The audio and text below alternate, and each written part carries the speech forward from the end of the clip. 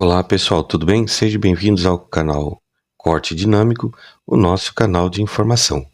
Pessoal, nós vamos ver aqui a situação é complicada, a situação de um senador, o discurso que ele faz. Nós vamos ver o vídeo aqui e nós vamos ver como esse cidadão, né, ele passa vergonha trazendo suas falácias, né, que muitas vezes recheadas de, vamos dizer, de um mundo que não é o mundo real. Mas vamos ver junto aqui. Por uma tragédia humanitária sem precedentes. Eu confesso que fiquei horrorizado quando eu vi o nosso ministro da Justiça no day after, no dia seguinte à operação lá no Rio de Janeiro. Ele estava indo receber, em vez de estar no Rio, estava indo receber um prêmio de cidadão cearense e soltou uma pérola que até agora eu não entendi. Ele disse que o estado do Ceará é uma referência na segurança pública, quando os dados do próprio Ministério, todo mundo sabe. Eu queria primeiro lhe perguntar, vou fazer uma série de perguntas aqui, se o senhor puder tomar nota, que são várias. Se o senhor tem passado os dados para o ministro do que está acontecendo no estado do Ceará. O Fórum Brasileiro de Segurança Pública diz que dos 12 municípios mais violentos do Brasil, 10 estão entre Ceará e Bahia, 5 no Ceará. O mais efetivo, o mais violento é o município de Maracanaú, doutor Andrei, que até expulsão de líder religioso teve. E eu vou perguntar para o senhor aqui, porque esse é um caso típico, que pode ser enquadrado como terrorismo na nossa lei. Expulsão de líder religioso do terreiro de Umbanda. Eu queria lhe perguntar também o seguinte, eu sou autor da PEC da autonomia da Polícia Federal, não sei se o senhor sabia disso. Em 2020 eu coletei as assinaturas aqui, quando teve aquele momento de discussão da autonomia, e eu tenho o maior respeito pela Polícia Federal, o conjunto da obra dela, a gente é muito acreditada pela população brasileira. Agora, o senhor não pôde vir aqui numa audiência do Senado Federal, em março, enviou o doutor Rodrigo, sobre aquele caso do português que foi parado no aeroporto, e teve um caso... Gente, quanto tempo faz que esse português esteve no Brasil? O senador Girão, né, ainda está lembrando esse fato do passado, né, porque esse pessoal vive numa outra realidade, num outro mundo. Mas vamos continuar. Aqui que eu fiquei muito preocupado, porque ele citou aqui, não sei se foi com a sua autorização, ele colocou: quem flerta com a criminalidade e ofende o STF pode ser barrado ao entrar no Brasil, frase dele. E ele deu a entender aqui, segundo o diretor da Polícia Administrativa, 143 mil nomes constam na lista de alerta. 143 mil pessoas estão sendo monitoradas por suas opiniões políticas, doutor Andrei. Eu queria saber sobre isso.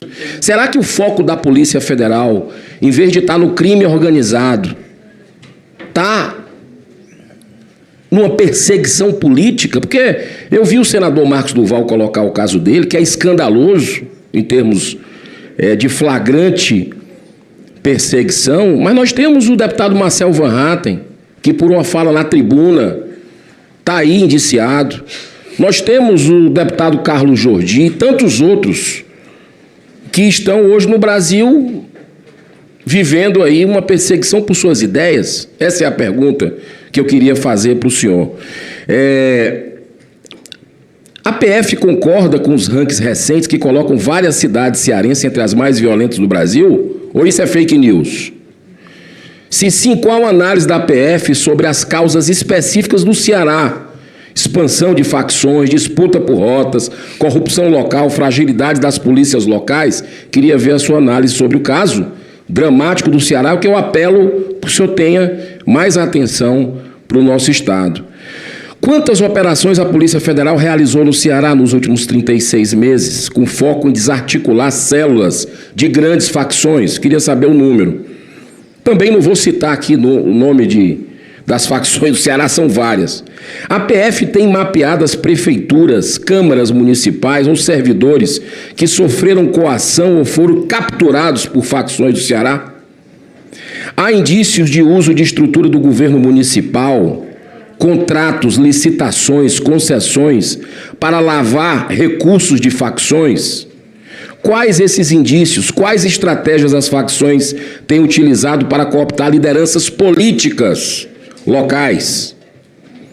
Ainda sobre a cooptação da parte política cearense pelo crime organizado, a PF abriu inquéritos que relacionam financiamento de campanhas, compra de votos ou pressão eleitoral com recursos de facções em 2022 e 2025, nesse período entre 2022 e 2025, quais inquéritos e quais resultados a população do Ceará quer saber. Tem um prefeito foragido que todo mundo sabe onde anda lá, mas não foi preso ainda.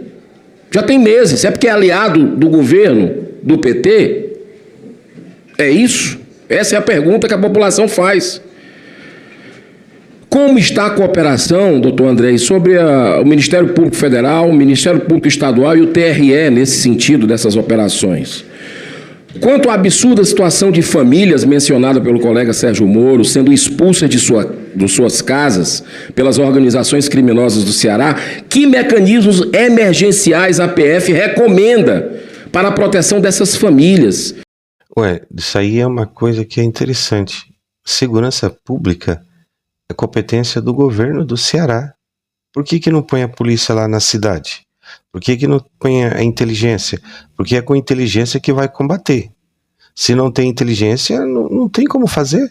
Então, a Polícia Federal ela não pode agir porque não é competência dela.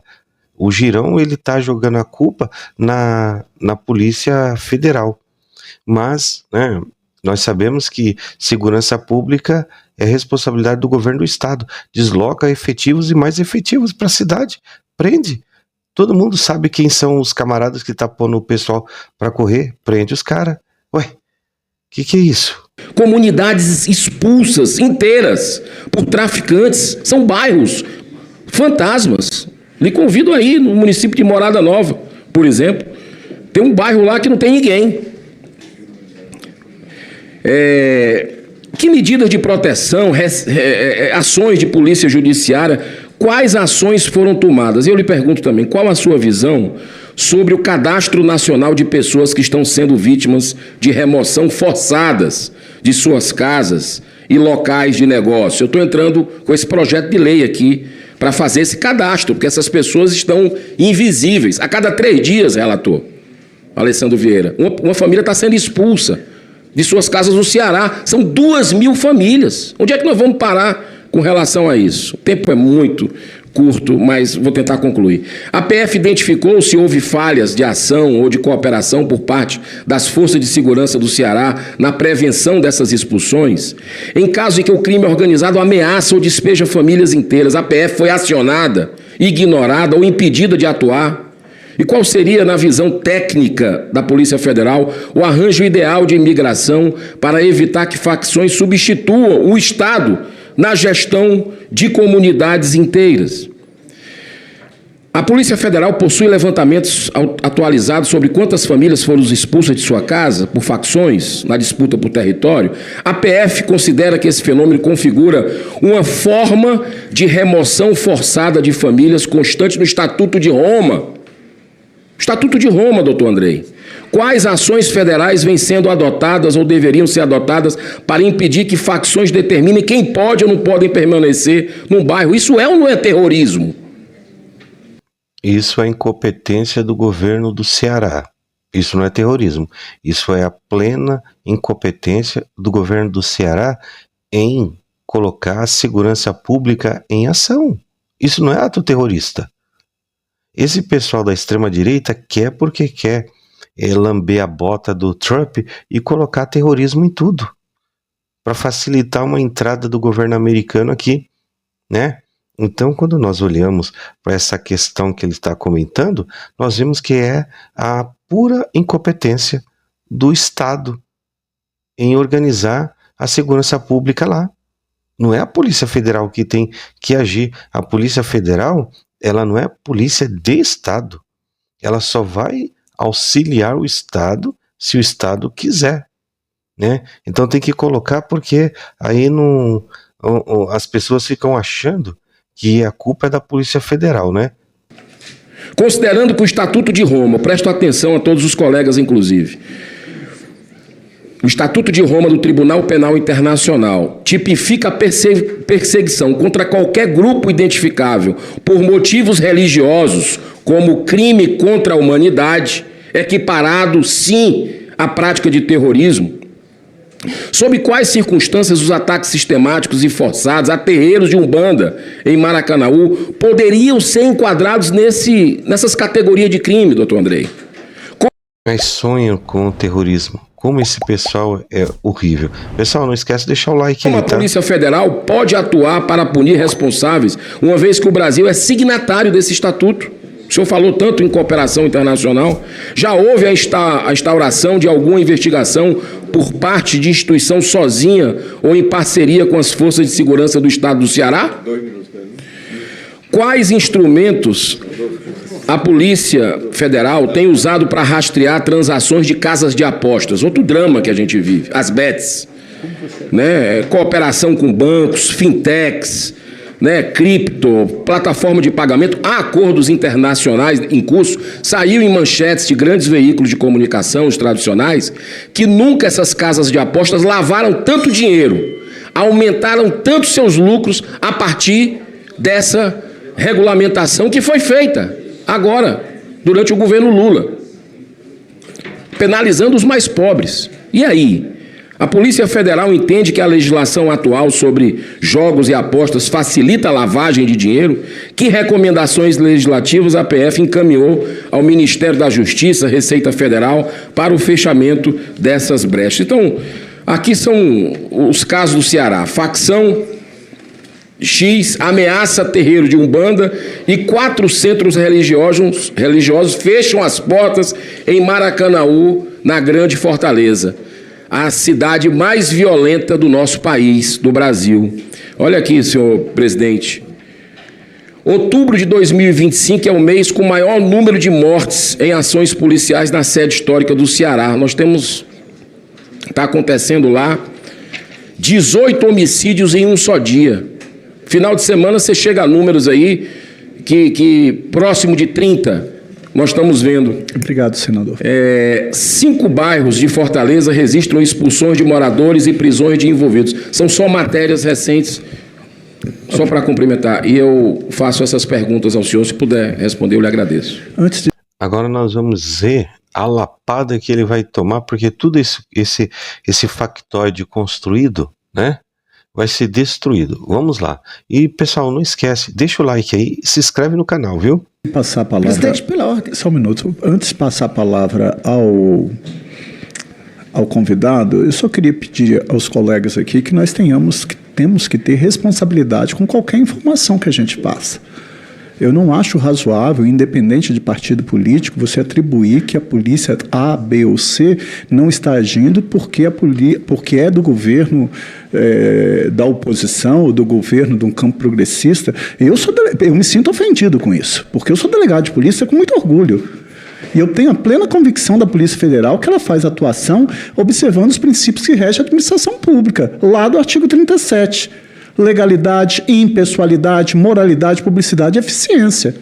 Então, por favor, senador, com todo respeito, falar que não está sendo cumprido mandado de prisão, porque é do governo, do campo, do governo atual, não é isso. Nós tivemos um passado recente em que um ministro da Justiça saiu denunciando interferência na Polícia Federal, que não tinha autonomia. Então, por favor, eu enquanto presidente, eu não vou admitir que nenhuma hipótese, nem para um lado A, nem para o lado B, caia nessa, com todo respeito. Não vou conceder a tréplica, porque eu só isso me incomoda enquanto delegado.